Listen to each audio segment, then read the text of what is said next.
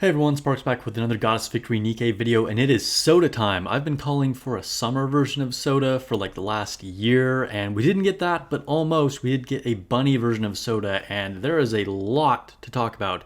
And I mean a lot to talk about.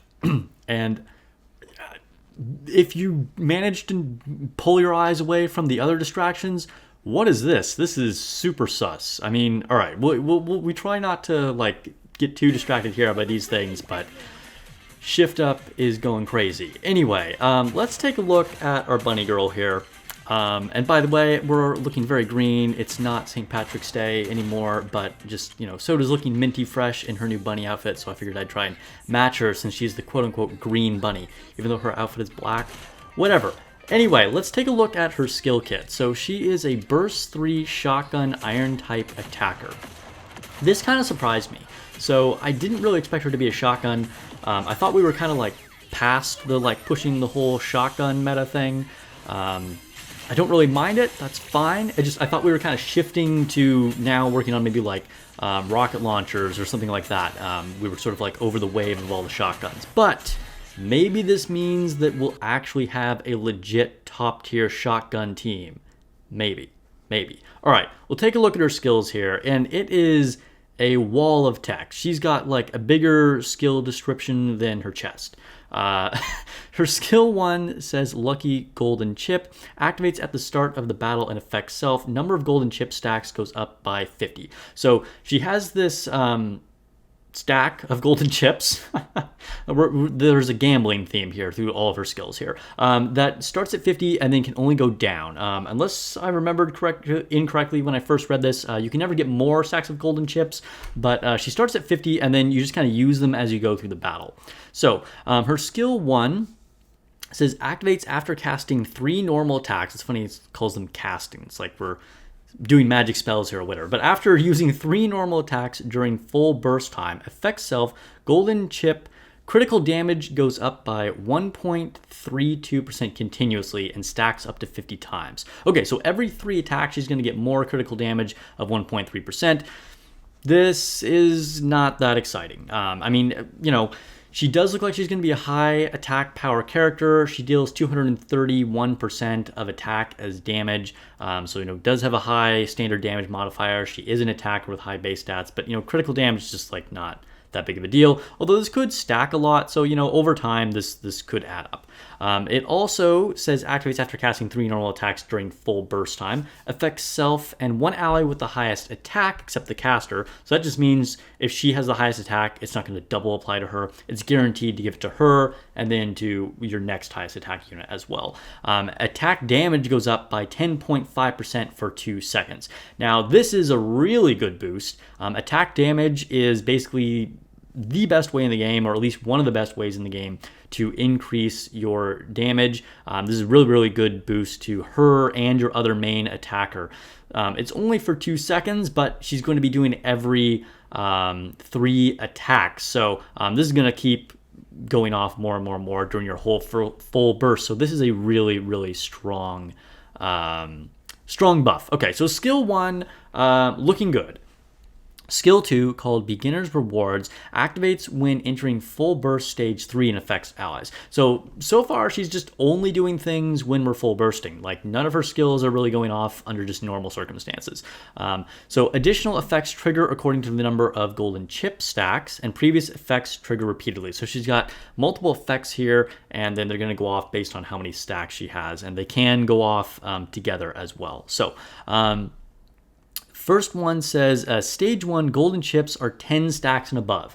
And if you're wondering how she loses stacks, we'll get to that when we get to her burst. But if she has at least 10 of these, remember she starts with 50, time extension on full burst duration goes up by 2 seconds. So this is interesting. We haven't really seen a full burst time extension since Modernia, and this can be both a good and a bad thing. Kind of depends on your strategy. Then stage 2 says golden chip stacks are 20 or above. And then time extension on full burst duration goes up by 3 seconds. Activates during full burst time, obviously. So not as long of an extension as Modernia, but we can extend the full burst time, and the higher the golden chip stacks are, the more her full burst time will be extended, which is good because her buffs are coming during full burst time, right? So if she's not in full burst, she's definitely going to be weaker. So, this is going to help her out.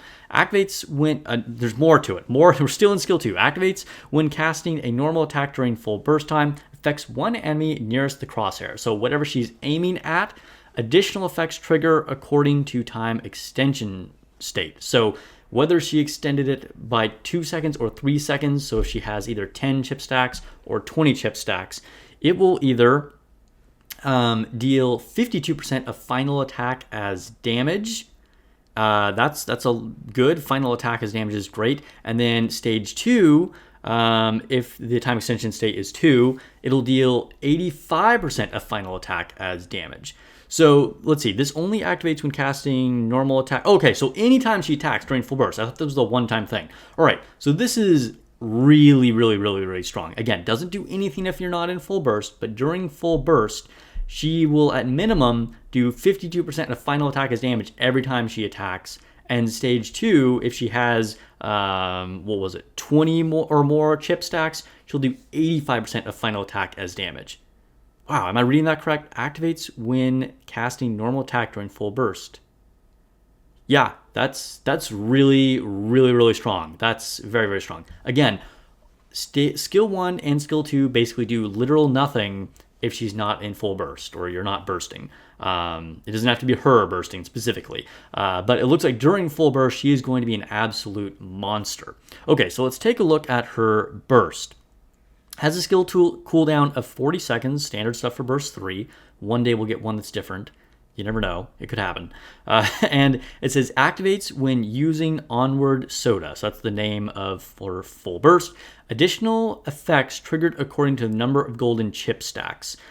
So previous effects trigger repeatedly. Okay, so depending on how many times you use this, the effect is going to change. These skill descriptions are so long. So previous effects trigger repeatedly. Number of golden chip stacks goes down by 17 after the affected effects apply. Okay, so it's going to do whatever, so it's going to check the amount of stacks that she has, do the effect, and then reduce them by 17. Okay, so like I said, this is what's going to actually start bringing that chip stack down from the 50 that she originally starts the battle with. So, stage 1 affects all allies and deals 628% of final attack as damage. So she's just doing a huge AoE attack to the whole field for massive final attack damage. This is very, very strong. This is kind of similar to Maid Privities, actually, another very strong shotgun unit. Stage 2 activates when golden chip stacks are 20 and above. Effect self hit rate goes up by 38% for 15 seconds. Okay, so this is good. Shotguns always benefit from hit rate up. And then stage 3 activates when number of golden chip stacks is 30 and above. Effect self attack goes up by 65% for 15 seconds. So big attack buff right there. It's going to add more to that final attack, and it's just going to do massive damage. Really, really, really strong looking unit. But okay, so let's kind of break this down. How does this work? So she starts with the 50 stacks. So the first time she uses her burst, all of these things are going to go off, right? So she's going to deal the massive final attack damage to the whole field. She's going to give herself a hit rate buff, and she is going to give herself a big attack buff, okay? Then she loses 17 stacks, which will bring her down to 33. So the next time she does her burst, she is, again, going to do a massive final attack damage to the whole field. She will give herself the hit rate buff, and she'll give herself the attack buff, okay? So for 2 bursts of her, she's going to get all the effects. Now, keep in mind, she's going to go off every other time. So this is now the 4th full burst cycle. So we've already gone through a lot of burst cycles here, and she's still doing all the effects. Then it's going to reduce by 17 stacks. What is 33 minus 17? That brings her to, what, 23? Okay, so that's going to bring her below all of, that's going to bring her all the way down to 20.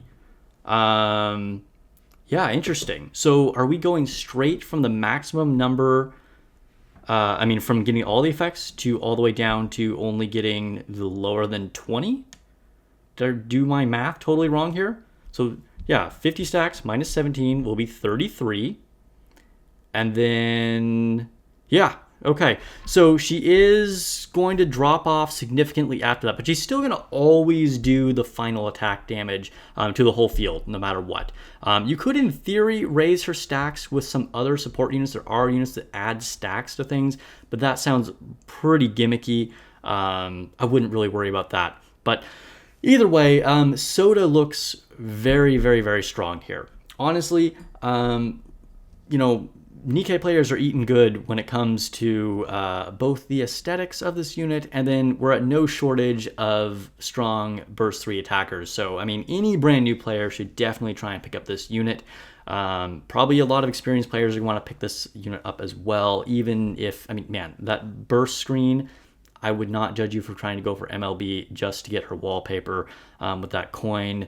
We all want to be that coin, right? Anyway, I'm getting distracted again. But where does she actually fit in? I don't know. I mean, she looks really strong, but Maid Privity actually struggled to become like a truly top tier attacker. She's very good, but like she's generally not used in like the best campaign team, arena team, generally not in Union Raid, although can sometimes go into Union Raid.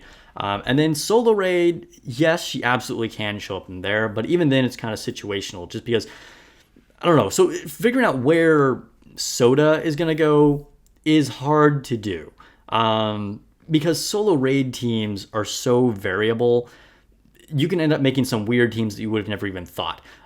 So maybe she does make the shotgun team a whole thing with like Leona and Tuve, and then we put in, Maid Privity.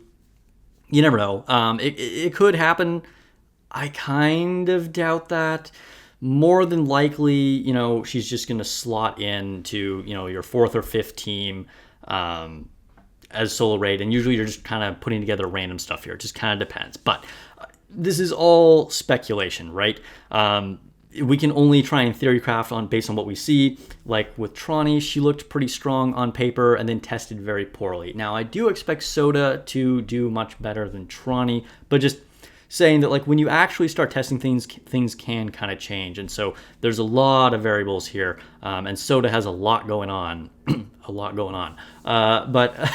So it's hard to judge exactly, but I'm excited for her. I'll definitely be pulling for her. We'll see what Alice does, which is another variable that could switch up the teams because we know Alice is coming and going to be a healer. And so, how does she fit into those teams? That could shift how your other teams look potentially too. And then like Soda has either another open spot or gets completely pushed out. I mean, who knows? So we'll see. Well, let me know if you are planning to pull for Soda and her 2 friends, and I will catch you guys in the next video or stream. Subscribe for more Nikke videos.